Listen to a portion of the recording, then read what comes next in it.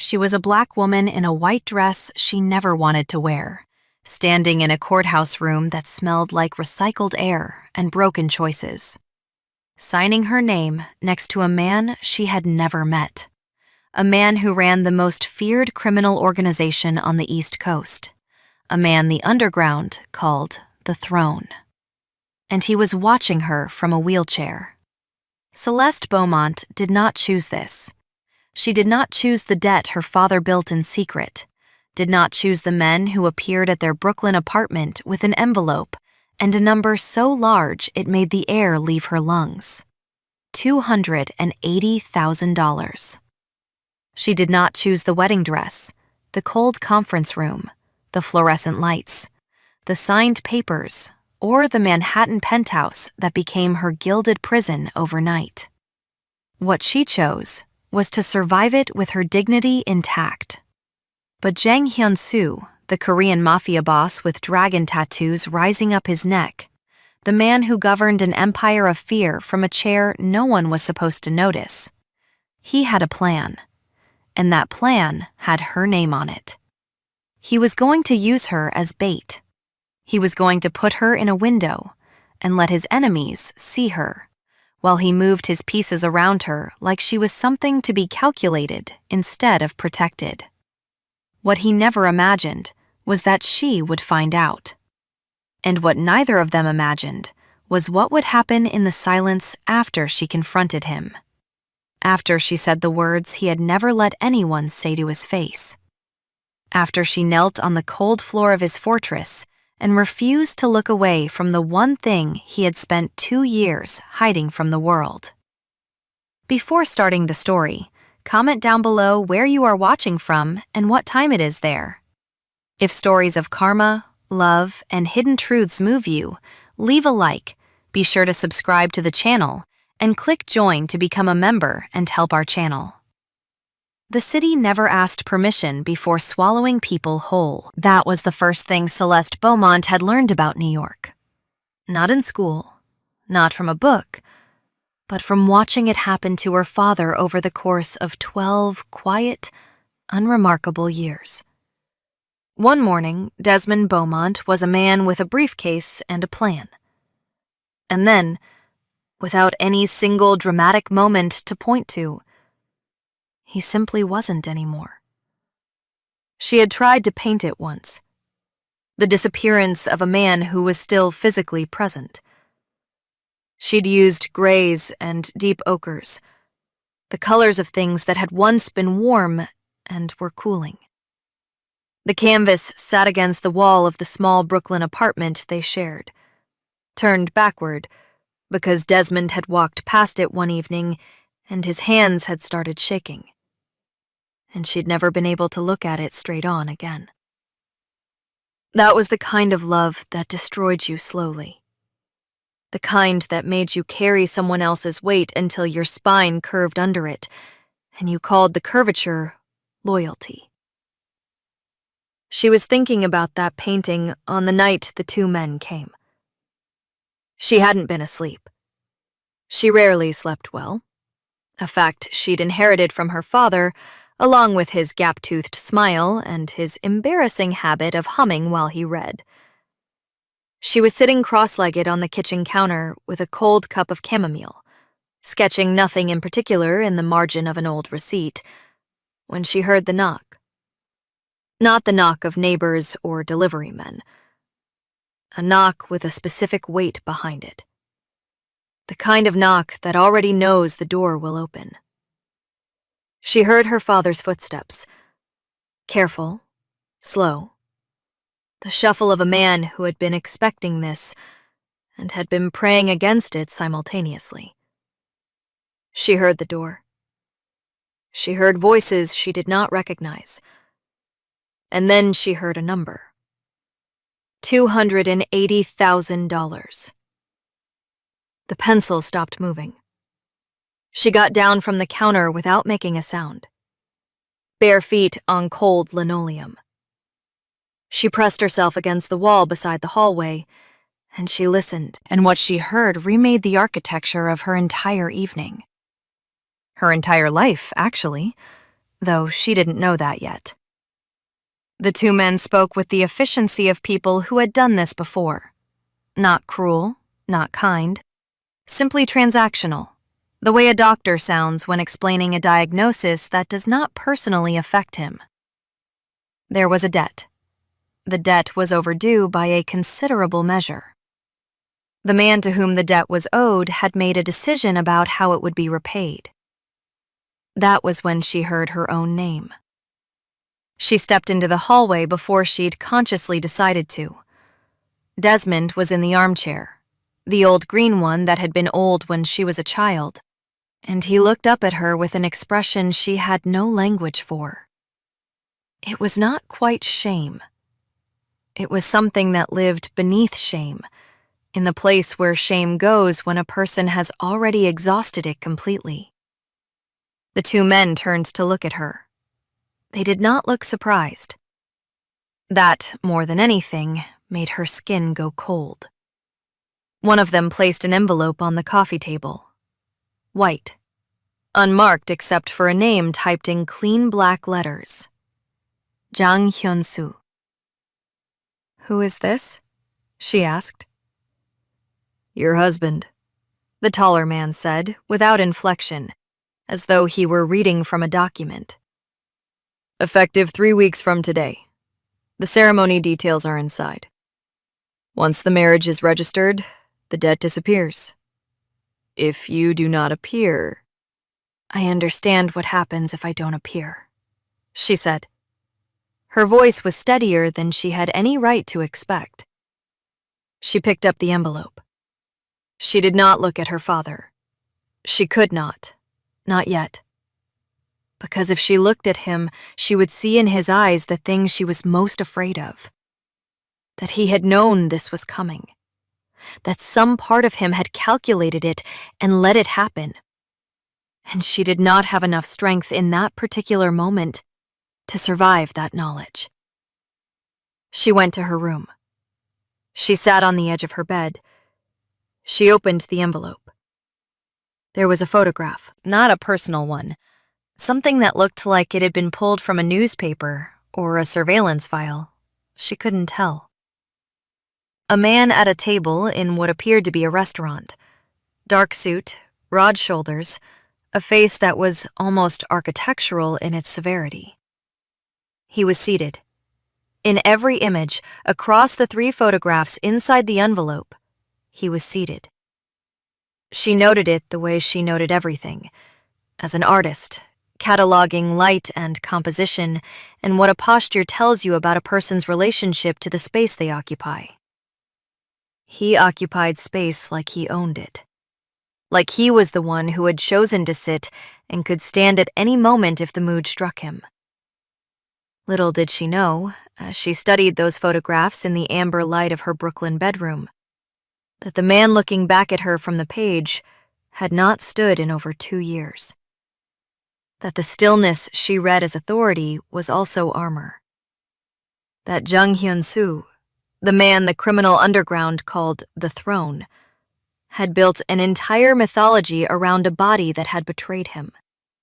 And that the secret he guarded more fiercely than any fortune, more carefully than any weapon, was the simple, devastating truth that he could no longer walk. She slept 3 hours. In the morning, she went to the gallery because she did not know what else to do with herself, and she moved paintings from one wall to another and told a customer that the piece he liked was acrylic on linen and watched him nod as though that meant something to him. Her manager, a small Italian woman named Rosa, who had known her since she was 19, looked at her across the gallery floor and said nothing. Rosa had a gift for recognizing the faces of people who had received news they hadn't finished processing yet. That afternoon, she bought the dress. She had decided, walking to the bridal shop on Atlantic Avenue, that she would not be defeated in the details. She would not arrive at this thing in borrowed beauty or someone else's vision of what a bride should look like. She chose the simplest gown they had. Off-white, clean cut, no lace, no beading, nothing that required anyone else's approval to be elegant. It fit her the way good things fit her, as though it had been waiting. She looked at herself in the mirror for a long time, not with vanity, with the quiet, forensic attention of someone who is trying to memorize the last version of themselves before a change they cannot stop. The sales associate asked if she was excited. "I'm getting married," Celeste said, which was not an answer, but it was the only true thing she could offer. That night she sat across from her father at the kitchen table, and they ate rice and beans and said almost nothing. Desmond's hands wrapped around his fork the way they always did when he was fighting the urge to apologize. Compulsively, uselessly, in circles.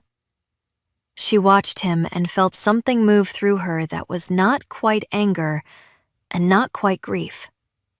It was something older and more patient than either. The love that had brought her to this table, to this apartment, to this envelope, to this dress. The love that was going to walk her down the aisle of a courthouse and hand her to a stranger. "Celeste," he started. "Don't," she said gently. "Not tonight." He nodded. His eyes were wet. She did not look away from them, because she had decided in the bridal shop that she was done looking away from hard things. Whatever was coming, she would look at it directly. 3 weeks passed the way weeks pass when you are dreading something, in a series of ordinary moments that feel simultaneously endless and alarmingly fast. She painted, she worked. She called her college friend Tanya and didn't tell her anything. She researched the name Jang Hyun-soo online at 2 a.m, sitting in the dark with the screen's light on her face, and found articles that were careful and vague in the way that journalism about powerful, dangerous men tends to be. Never accusing, always implying. References to businesses that seemed legitimate on paper. References to incidents that were never fully explained. References to his name spoken alongside words like network and influence, and in one old piece she found, translated from a Korean outlet, a single phrase that stopped her cold. The man who made the East Side obey by sitting very, very still. She closed the laptop. The morning of the wedding, she pinned her veil to one side with a small pearl clip that had belonged to her grandmother. She did not eat breakfast. She put on the dress alone in her bedroom while her father waited in the hallway. She could hear him breathing through the door, those careful, shameful breaths, and she looked at herself one final time in the mirror. She did not look like a woman being sacrificed.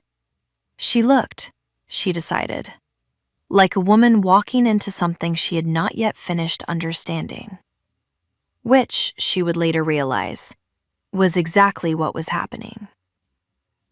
The courthouse was on Center Street, and it smelled like every public building in Manhattan smelled, like recycled air and old decisions, and the particular exhaustion of a city that processes human suffering at scale and calls it bureaucracy.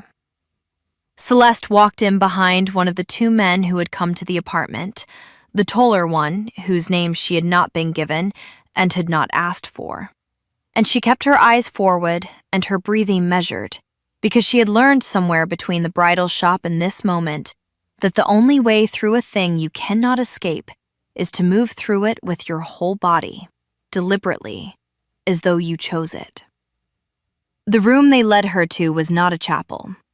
It was a conference room on the 4th floor with fluorescent lighting and a rectangular table and windows that looked out onto nothing in particular. There were 4 men in dark suits standing against the walls like furniture that had learned to breathe.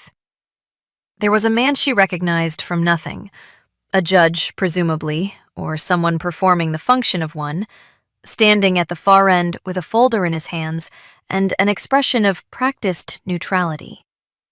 There was Desmond, already seated in one of the chairs along the wall, his hands folded in his lap, his eyes fixed on a point somewhere between the floor and the middle distance. And there, at the head of the table, was Jang Hyun-soo. She had studied the photographs. She had thought she was prepared for the reality. She was not. The photographs had captured the architecture of him, the broad frame, the severe face, the quality of stillness, but they had not captured the atmosphere he generated. The room organized itself around him the way iron filings organize themselves around a magnet, not because anyone told them to, but because physics demanded it. His suit was black and immaculate. His collar was open. The gold watch caught the fluorescent light and held it. His hands rested on the arms of the wheelchair with the casual authority of a man resting his hands on a throne, which, she remembered from the article, was precisely the point. He was looking at her when she entered. He had been looking at the door, she suspected, since before she walked through it. Those dark, unblinking eyes moved over her with no particular hurry, the way a person surveys something they intend to understand completely before committing to an opinion. She met his gaze and did not look away. Something shifted, almost imperceptibly, in the set of his jaw. "You came," he said. His voice was low, quiet in the specific way that very loud things are quiet when they are choosing not to be loud. "I didn't have a choice," she said. "Everyone has a choice." A pause. Those eyes moved briefly to Desmond, then back to her. "You chose him." She had no answer for that, because it was true, and they both knew it. And acknowledging it aloud would have required a kind of grief she was not willing to perform in front of strangers. So she said nothing. She walked to the table. She stood where the taller man indicated she should stand. She listened to words she did not fully absorb. She signed where she was told to sign. And just like that, in a room that smelled like recycled air and old decisions, Celeste Beaumont became Mrs. Jang. Little did she know, as she pressed pen to paper, that the man sitting 4 feet away from her had not wanted this any more than she had. That the marriage had been his lawyer's idea, a way to establish a domestic anchor, a layer of legitimacy over his operations. A woman whose presence in his apartment could explain certain financial structures to anyone who came asking questions. He had agreed to it with the same detached efficiency with which he agreed to most things that served a purpose. He had not expected her to walk in wearing that dress with that posture and look at him like she was trying to decide whether he was worth the trouble of being afraid of. He had not expected to find that interesting. The car that took them to the penthouse was black and silent and moved through Manhattan traffic with the ease of something that the city had agreed to accommodate. Celeste sat on one side, Hyun-soo on the other, and the distance between them on the leather seat felt both enormous and irrelevant. She watched the city out the window. He watched her watch it. "You paint," he said. She turned. "How do you know that?" "I know most things about the people who enter my life." Not threatening, just factual. Acrylic mostly, cityscapes. You sold 3 pieces in the last 6 months through the gallery on Bergen Street. Is that supposed to impress me or frighten me? He considered this with what appeared to be genuine thought. Neither. I simply prefer knowing who I'm dealing with. And who am I dealing with? She asked. He turned to look out his own window. The skyline rose around them, indifferent and enormous. Someone who keeps his word, he said. That is more than most people can say. The penthouse was the kind of space that makes you understand, for the first time, the difference between wealth and money. It wasn't the size, though it was vast. It wasn't the view, though the view was the whole of the city spread below like a circuit board with the lights still on. It was the quality of the silence, thick and deliberate, the silence of a place that had been designed to contain a particular kind of person. The furniture was minimal and dark. There were no photographs. There was art on the walls. Not decorative art, not the kind bought to fill space, but pieces that had been selected with the cold precision of someone who understood what images were capable of doing to a room. She stood in the center of it and turned slowly, taking inventory. "Your room is the second on the left," one of the suited men said, appearing from somewhere she hadn't noticed. "Meals are at 7 and 8 in the evening. If you need—" "I'll figure it out," she said. The man looked at Hyun-soo. Hyun-soo made the smallest possible gesture with 2 fingers. The man left. She explored the penthouse the way she had learned to explore everything. Slowly, systematically, with her hands behind her back so she wouldn't be tempted to touch things that weren't hers. She opened doors. She found the kitchen, enormous and barely used. She found a library with books she recognized and books in Korean she couldn't read. She found a hallway that led to a series of rooms, and at the end of it, one door that was locked. She found the room with the light. It was not locked. It was simply empty. A large square room with north-facing windows that went from floor to ceiling, and through those windows, the city at midday was a wash of silver and gray and blue that fell across the bare hardwood floor like something poured. She stood in it for a long moment. An artist's light. The kind of light that galleries spend fortunes trying to replicate artificially. She did not ask permission. That night, while Hyun-soo ate dinner in the long dining room with 2 of his men and conducted the low, precise conversations that she was neither invited to join nor excluded from, she went back to that room. She had nothing with her. No canvas, no brushes. She sat on the floor in the light that the city made at night, which was a different thing entirely, amber and fractured and alive. And she pressed her back against the wall and looked at the ceiling and thought, "This room is the only honest thing in this apartment." The next morning, she asked the tall man, his name she had learned was Jun-so, if she could have someone bring things from her apartment. Jun-so looked at her for a moment and then nodded, and by afternoon, there was a stack of canvases against the wall of the light room and a box of her supplies on the floor, and she stood over them with something that was not quite happiness, but was closer to it than anything she'd felt in weeks.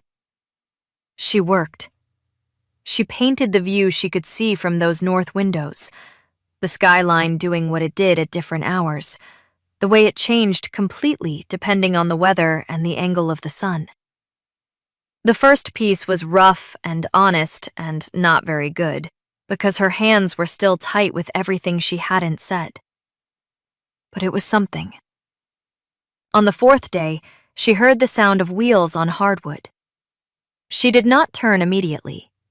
She finished the brushstroke she was in the middle of, a sweep of gray-blue across the upper third of the canvas, and then she set the brush down and turned. And Hyun-soo was in the doorway. He had come alone. No Jun-so, no suited men. Just him, in a white shirt this time, watching her with that expression she was beginning to recognize as his default state. Complete and total attention, with nothing given away.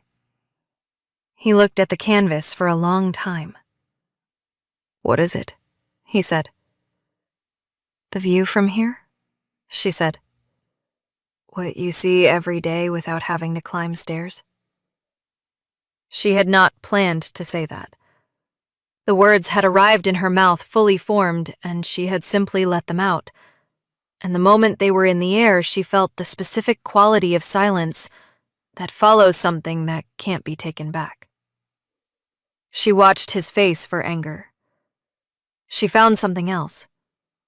A flicker, barely visible, there and gone in the region of his eyes. Not pain exactly. Something adjacent to it. Something that a person carries when they have taught themselves not to register pain, and the lesson is so well learned, it takes them a moment to identify what they're feeling. "It's honest," he said finally. "I don't know how to be anything else." He looked at her then. Really looked at her. The way he had in the courthouse, but differently. Because they were alone now, and there was no performance required of either of them. "That," he said quietly, "is either very useful or very dangerous. In my experience, it is usually both." He left without another word. But that evening, for the first time since she had arrived, there was a second chair at the dining table. She sat down across from him. Junso poured water for both of them. The two other men at the table went carefully quiet. And Celeste picked up her fork, and Hyunsu picked up his. And they ate in silence that was, for the first time, not entirely hostile.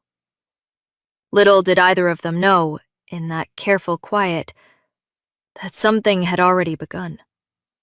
Something neither of them had a name for yet, and neither would have welcomed if they had. The kind of thing that starts so quietly it looks like nothing at all, until the day you realize it has been growing the whole time, down in the dark, sending roots through everything. And by then, it is far too late to stop it. It is always too late, by the time you notice those things. That is how they get you. The nights were when the penthouse told the truth about itself. During the day, it was a functioning place. Men came and went, phones rang in rooms she wasn't invited into. Junso moved through the hallways with the quiet efficiency of someone whose entire purpose was to ensure that the machinery of Hyunsu's world kept turning without visible friction. During the day, the penthouse performed normalcy the way a very good actor performs emotion. Convincingly enough that you almost forgot it was a performance.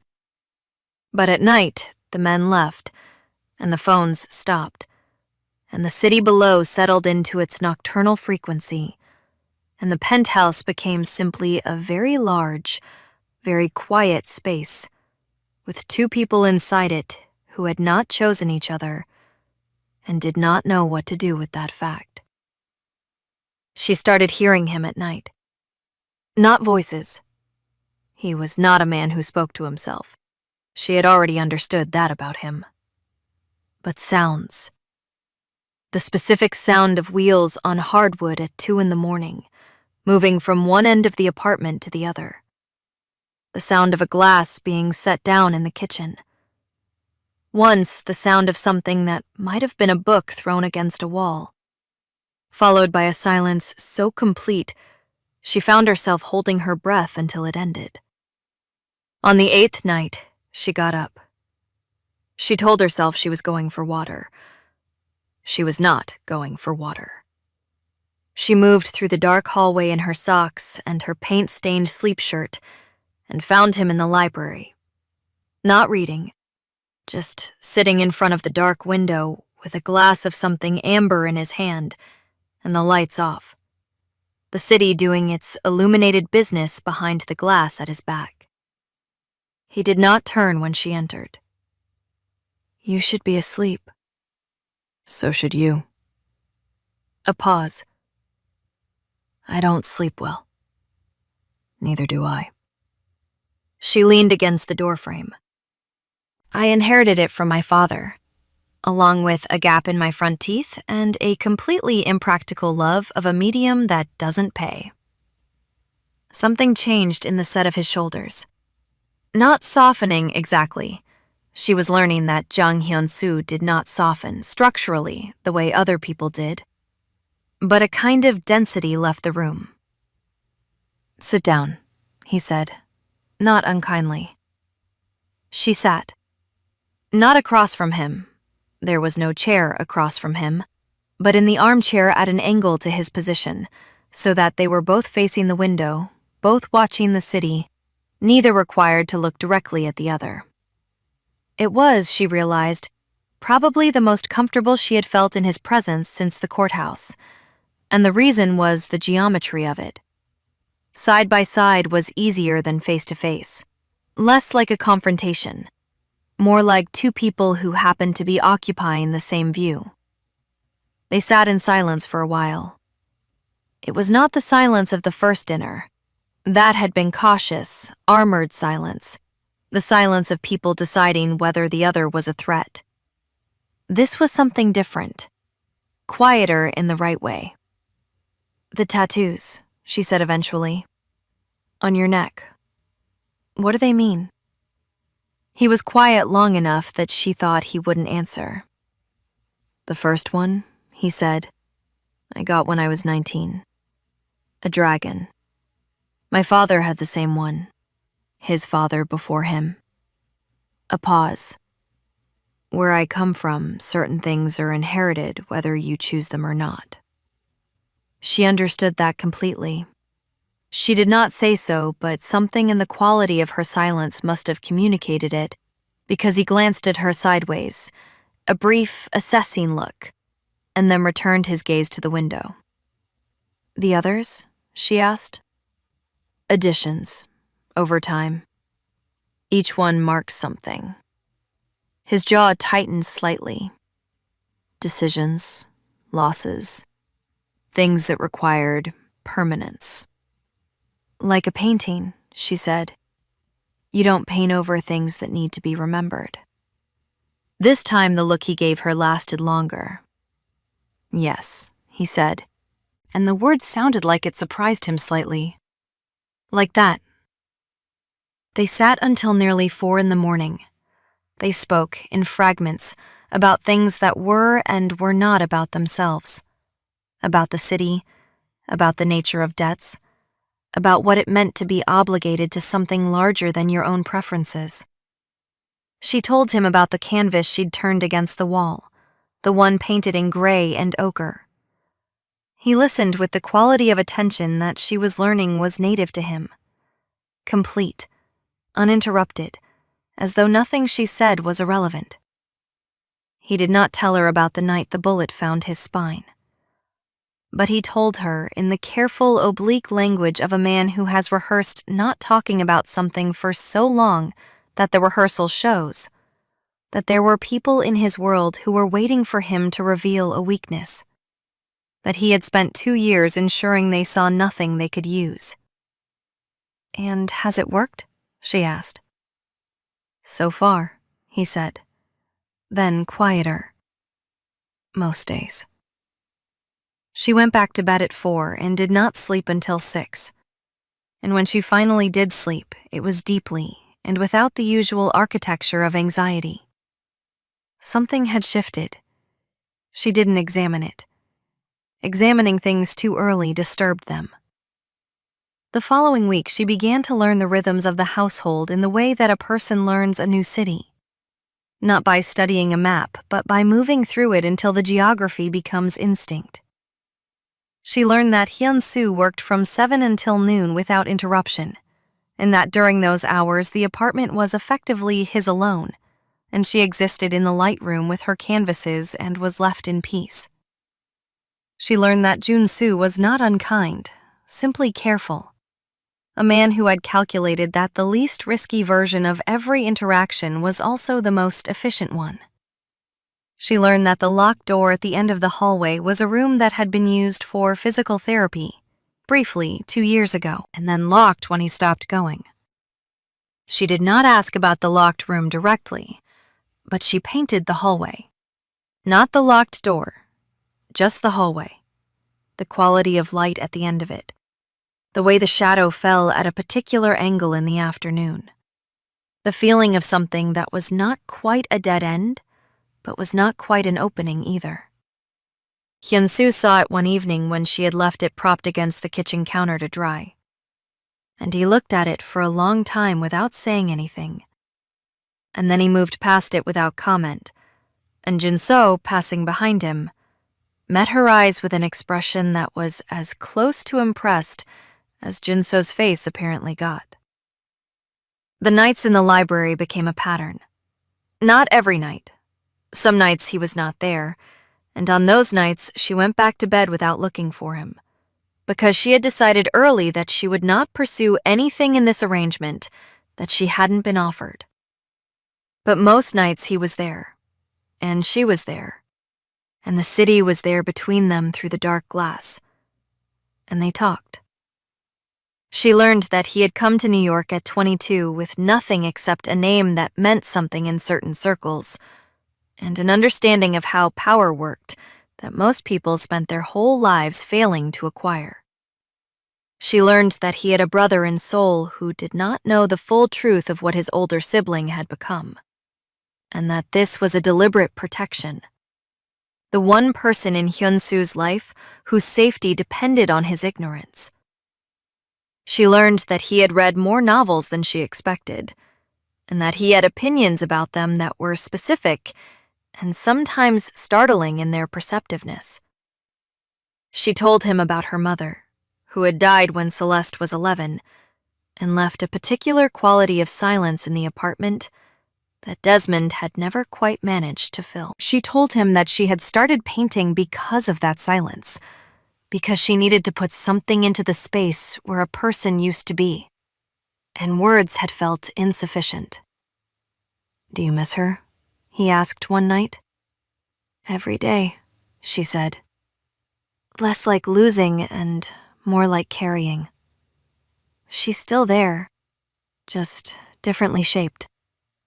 He was quiet for a long moment. "I don't know what that's like," he said. "The people I've lost, I cut them out.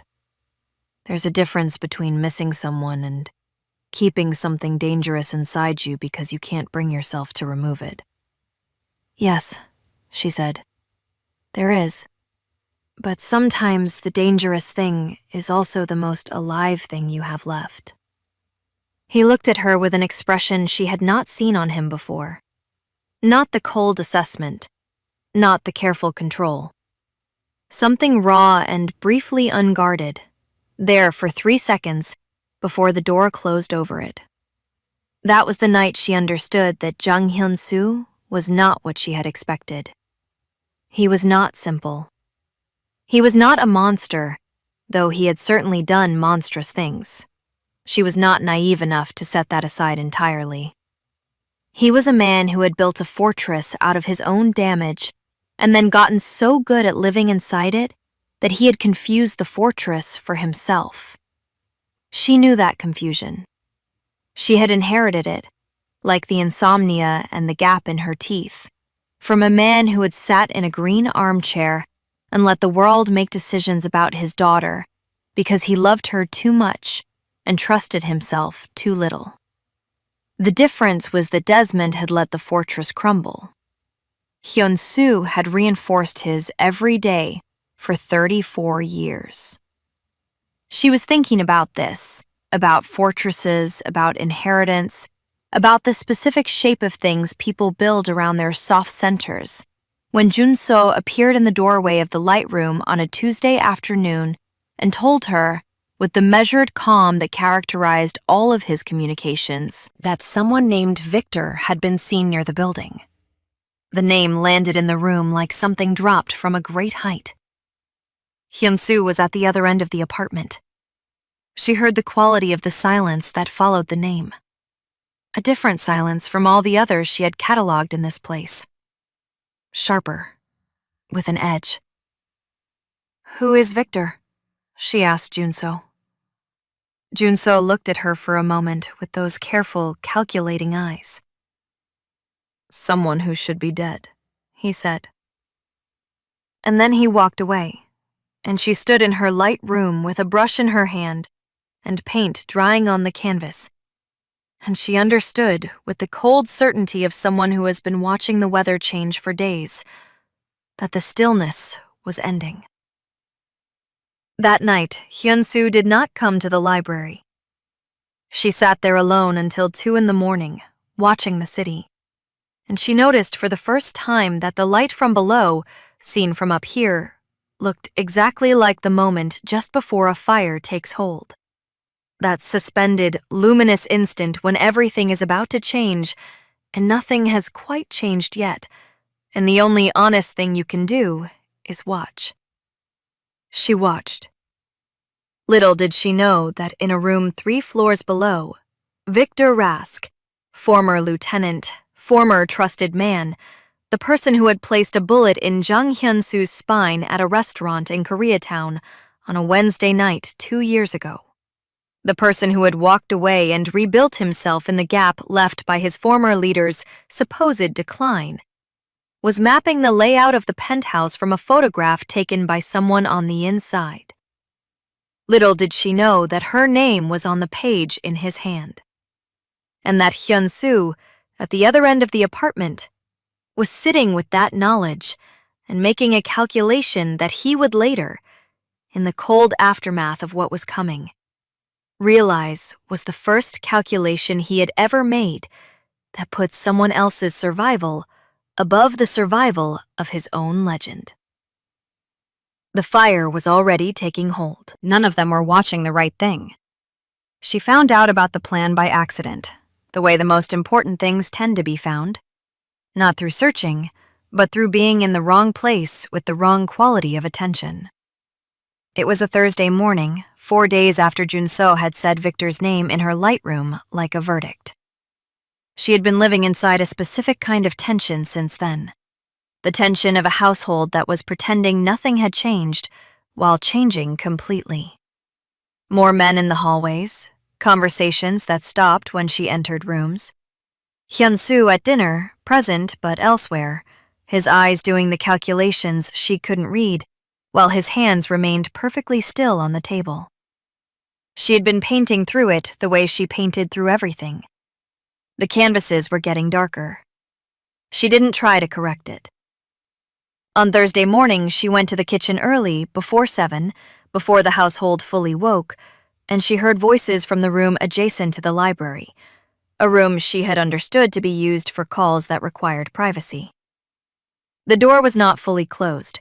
She was not trying to listen, but the acoustics of the penthouse were what they were, and the voice she heard was Jun-soo's, and the name she heard was her own. She stopped. She'll be in the lightroom at 4. Victor's men know the layout. If she's visible from the north windows at that hour.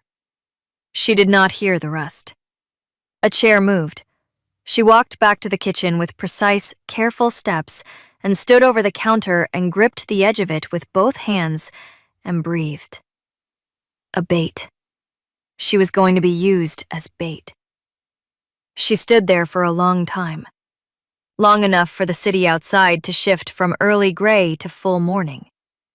Long enough to move through the first wave of rage, which was enormous and white-hot, and arrive on the other side of it at something colder and more useful. She thought about what Hyun-soo had said in the library. I simply prefer knowing who I'm dealing with. She thought about the way he had looked at her hallway painting, and the way he had said, yes, like that, with the surprise of a man who had not expected to be understood. She thought about the locked door at the end of the hall. She thought about a bullet in a spine and 2 years of rebuilding a mythology around a body that had stopped cooperating. She thought, he is afraid. Not of Victor, of what Victor's attack would reveal. That the throne could not stand, literally and permanently, and that in the moment of crisis, the man all of them feared would be a man in a wheelchair, and the entire architecture of power he had constructed over 2 years would splinter at the base. He was going to use her as the distraction so that Victor's focus would be on her, on the visible, exposed, unprotected wife in the north window, while Hyun-soo's men positioned themselves. She was a variable he had calculated. A piece moved on a board. And the thing that she could not entirely hate, the thing that made the rage complicated, was that she understood it. She understood the logic of a man who had been betrayed once at close range and had spent every day since then ensuring that the perimeter of his vulnerability was as small as possible, even if making it small required making other people large targets. She understood it, and she was not going to allow it. She went to his office at 7:15, which was the one thing she had never done. His working hours were inviolable. Everyone in the household knew it. It was the clearest boundary in a place full of invisible ones. She knocked once and opened the door without waiting. He looked up from the desk with an expression that moved through surprise and arrived at something careful. "You are going to use me," she said. Not an accusation. A fact, delivered with the flatness of someone who has already processed the emotion attached to it and is now simply reporting. The quality of silence in the room changed. He did not deny it. She watched him decide not to deny it, watched the small adjustment in his jaw that meant he was recalibrating. "It would have kept you safe," he said. "Hyun-soo." She said his name for the first time without the buffer of formality, and something moved through the room when she did. Both of them felt it. Neither acknowledged it. Being visible in a north window while Victor's men have the layout of this apartment is not being kept safe. That is being kept useful. "You would have been protected. You destroyed me!" The words came out with sudden force, unexpected even to her, and she felt the truth in them the way you feel a bruise when someone presses it. "You destroyed the only choice I had left, which was to know what was being done with me. Do you understand that? I gave up everything to be here. I walked into this. The only thing I had left was the right to know what was happening in my own life, and you took that too." The silence after was profound. He was looking at her with an expression she had never seen on his face. Not in the courthouse, not in the library, not in any of the careful nocturnal hours they had spent watching the city together. Something exposed. Something that had not been visible before because the conditions for its visibility had not existed before this moment. "You're right," he said. She had not expected that. The simplicity of it. No qualification, no pivot, no redirection toward strategy or necessity. "I know," she said, quieter now. "I know why you did it. I even understand it. But I need you to hear that it was wrong." "I hear it," he said. And then, with the difficulty of a man saying something for the first time in a very long time, "I'm sorry." She looked at him across the desk. He looked back. Neither of them looked away. "Tell me the real plan," she said. "All of it. And then we decide together." He told her. Victor was coming that night. Not at 4, Junso had been speaking about a decoy arrangement, one that Hyun-soo had already decided against, but hadn't yet communicated to his men. The actual intelligence suggested Victor would move after midnight, when the building's external security shift changed, and there was a 4-minute window in the coverage. Victor had 3 men. He believed Hyun-soo's injury made him vulnerable to a direct approach. He believed, specifically, that a man who could not walk could not effectively defend a position without his full security apparatus around him. That belief, Hyun-soo said, was going to be Victor's last miscalculation. "And your men?" Celeste asked. "Positioned by 11. Victor won't see them until it's already done." "And me?" A pause. "I want you in the East Room, away from the windows. Door locked." "No," she said. "Celeste, I will not be locked in a room. I'm not furniture." She held his gaze. "I'll stay out of the way. I'll stay back." But I will not be locked away from what is happening in this place while you face it alone. A beat. You came to me once, in the middle of the night, and talked about a bullet you never saw coming. You built everything you have around never being surprised again. I understand that. But you cannot build a life, and this is your life, Hyunsu. This apartment, these people, me. You cannot build a life out of keeping every soft thing locked in a separate room. He was very still. The gold watch caught the light. His hands, on the desk, were perfectly composed, and she had learned enough about him by now to know that the more perfectly composed his hands were, the more it was costing him. "Stay back," he said finally. "Behind the kitchen threshold. You do not move forward regardless of what you hear." "Agreed," she said. She spent the rest of the day painting. It was not the north windows. It was a small canvas, almost square, and she painted the interior of the library at night. The dark window, the amber glass, 2 chairs at an angle to each other. The city behind the glass reduced to light. She painted it from memory and from something that was not quite memory, something that lived in the register below cognition, where the body records what the mind is still arguing about.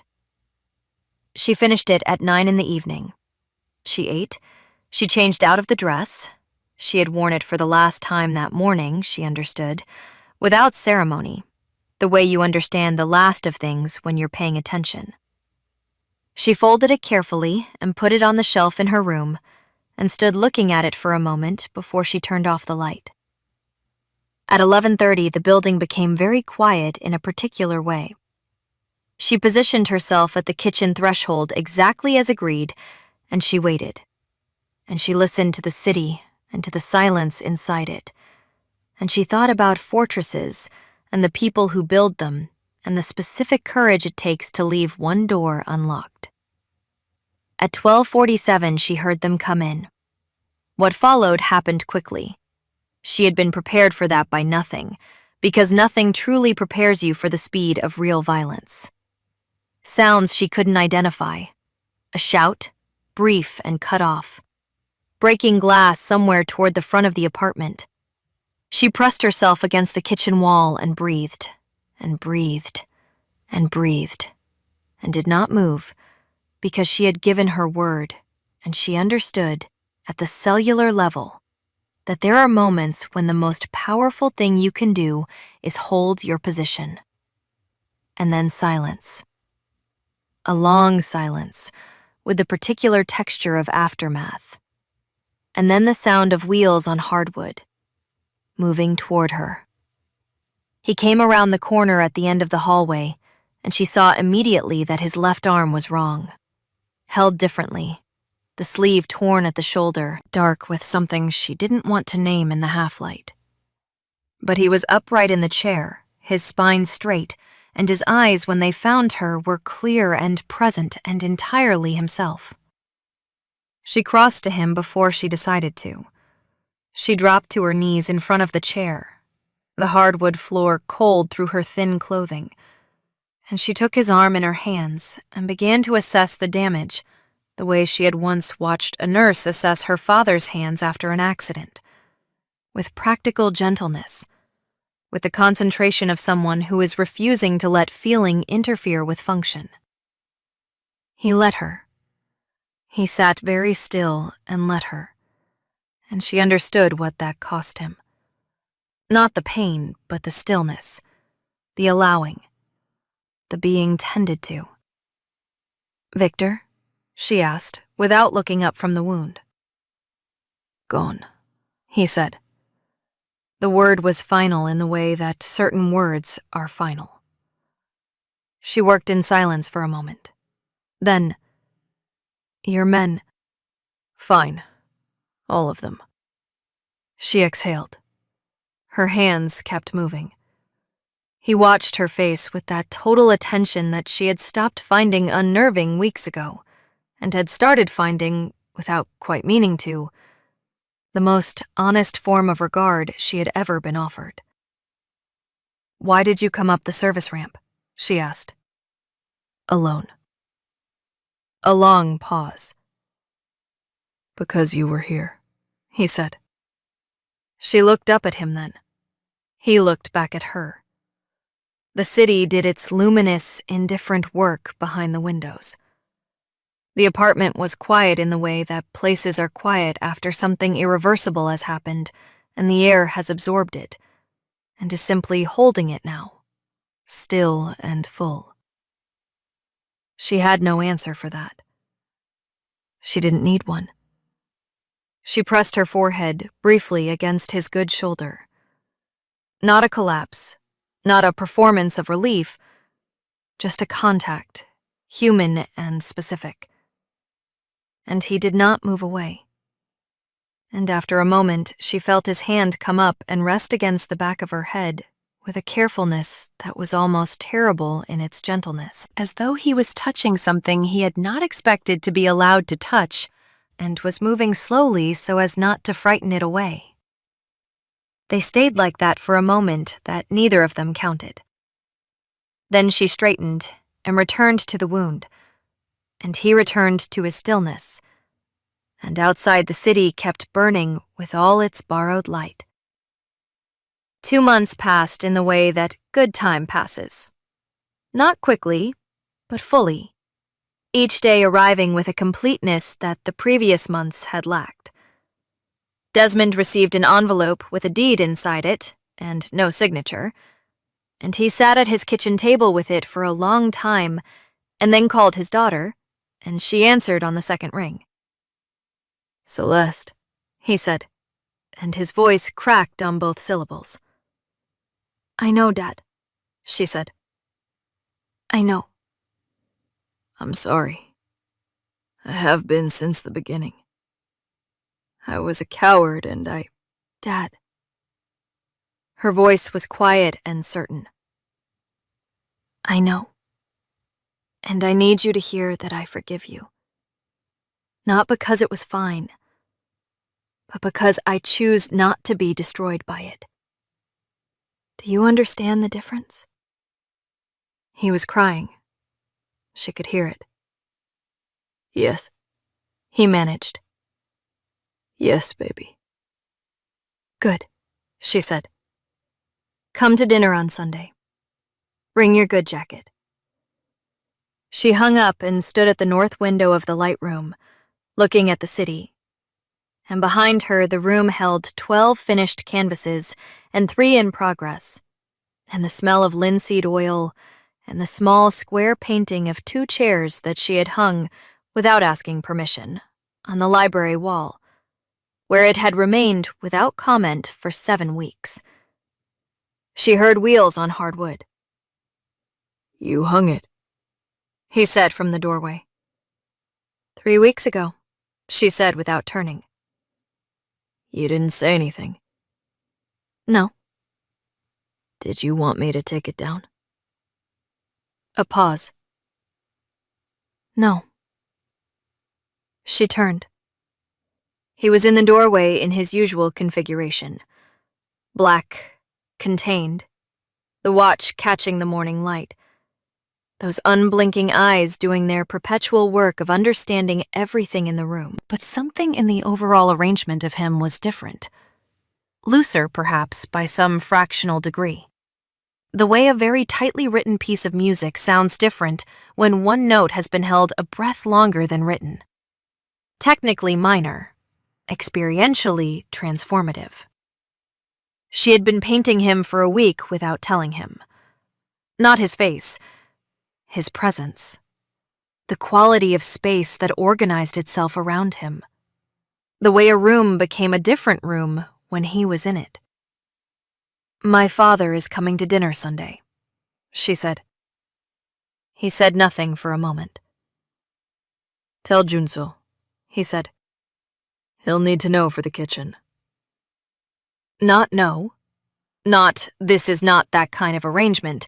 Just tell Junso. She smiled.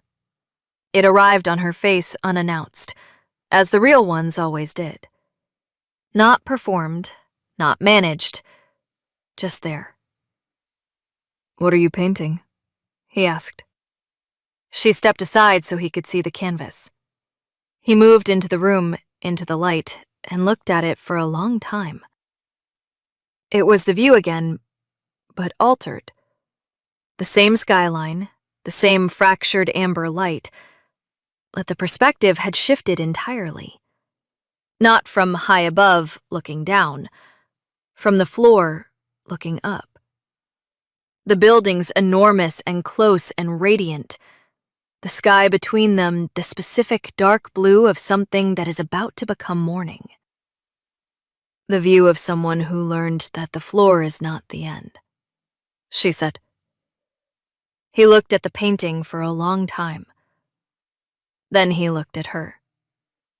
And Jang Hyun-soo, the man they called the throne, the man who had governed an empire of fear from a chair, who had spent 2 years teaching everyone around him that stillness was power, and power was all there was, smiled. It was small. It was brief. It was entirely real. And it was the most dangerous thing that had ever happened in that apartment. Because once something like that starts, it does not stop. It does not negotiate. It does not care about fortresses or debts or the calculations of men who have confused their armor for themselves. It simply grows, down in the dark, sending roots through everything. And by the time you notice, it has already changed you. That is how it always works, with the things that matter. That is how it always works. If this story moved you, stop for a moment and reflect. Have you ever been placed in a situation you did not create, forced to carry the consequences of someone else's choices, and still found a way to walk through it without losing yourself? Have you ever looked at someone the world told you to fear and chosen to see the wound beneath the armor instead? And have you ever been the person in the locked room, the one kept away from the truth about their own life, who finally decided that silence was no longer something they were willing to offer for free? Tell us your experiences and feelings in the comments. We read them all. And if you believe in stories about dignity, redemption, and the kind of love that finds you in the last place you would ever think to look, leave a like, be sure to subscribe to the channel, and click join to become a part of our community and help the channel.